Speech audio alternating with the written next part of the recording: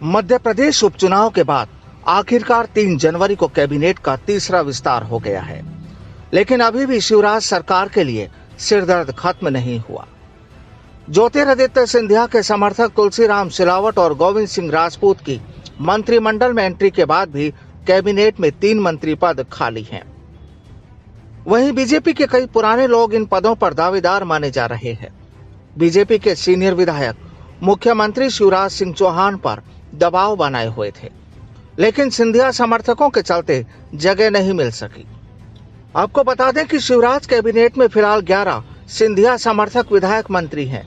वहीं मध्य प्रदेश कांग्रेस के नेता और मीडिया कोऑर्डिनेटर नरेंद्र सलूजा ने शिवराज सरकार के मंत्रिमंडल के पुनर्गठन पर सवाल उठाते हुए कहा कि मध्य प्रदेश में एक मजबूत नहीं बल्कि असहाय और मजबूर मुख्यमंत्री कुर्सी पर विराजमान है।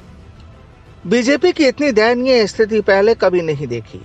ऐसा लग रहा है कि आज बीजेपी कुछ जयचंदों की पार्टी होकर उनके सामने गिरवी पड़ी है। कांग्रेस के सियासी बयान से ये साफ होता है कि ज्योतिरादित्य सिंधिया को बीजेपी में शामिल हुए 1 साल होने वाला है, लेकिन कांग्रेस अब तक महाराज के दर्द को भुला नहीं पाई है। यही वजह है कि सोशल मीडिया से लेकर सड़क तक कांग्रेस और उनके नेताओं की ओर सिंधिया, उनके परिवार और समर्थकों की घेराबंदी की जा रही है। अब एमपी कांग्रेस ने एक ट्वीट कर सियासी गलियारों में हलचल मचा दी है। इस ट्विटर के कई सियासी मायने निकाले जा रहे हैं।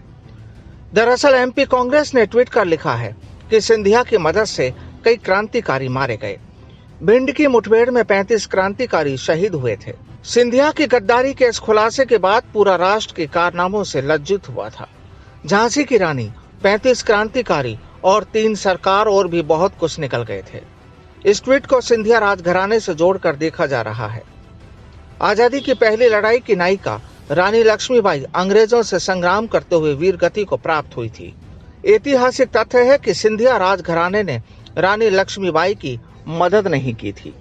हैरानी की बात तो यह है कि कांग्रेस में रहने के दौरान सिंधिया पर यह आरोप ग्वालियर, चंबल और बीजेपी के बड़े नेता लगाते आए थे, लेकिन दल बदलते ही अब कांग्रेस ने इसे आधार बनाकर सिंधिया और उनके परिवार पर वार करना शुरू कर दिया है और अब बीजेपी मौन धारण किए हुए है। वहीं अगले ट्वीट में मंत्रिमंडल विस्तार में तुलसी सिलावट और गोविंद सिंह राजपूत को शामिल किए जाने पर कांग्रेस ने लिखा कि जयचंदों को मलाई, वफादारों को कटोरा, खरीदी हुई सरकार है, श्रीअंत भर रहे हैं बोरा। जयचंदी इनाम पर रही है, वफादारी घुटी जा रही है।